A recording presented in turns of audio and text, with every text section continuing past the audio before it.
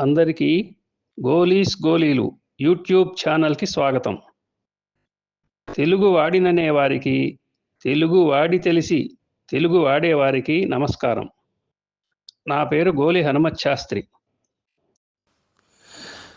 నేను రాసిన జడ శతకం నుండి ఈరోజు 41వ జడకందం గురించి వివరిస్తాను. గుడిలో కొట్టిన గంటల శబ్దం వినపడితే మదిలో ఈశ్వరుని తలుపు నిండుతుంది.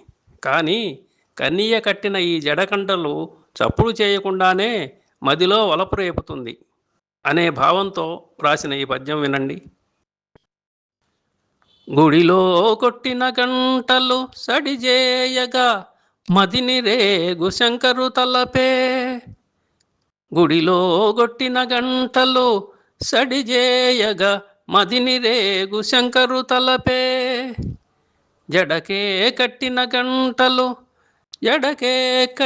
గంటలు సడిజేయక మదిని రేపు చక్కని వలపే. జడకే కట్టిన గంటలు సడిజేయక మదిని రేపు చక్కని వలపే. మరొకసారి. గుడిలో కొట్టిన గంటలు సడిజేయగా మదిని రేగు శంకరు తలపే. జడకే కట్టిన గంటలు సడిజేయక మదిని రేపు చక్కని వలపే. వినండి మరొక జడకందం. మళ్ళీ కలుసుకుందాం. మనం తెలుగువారం, మనకు తెలుగు వరం. నమస్కారం.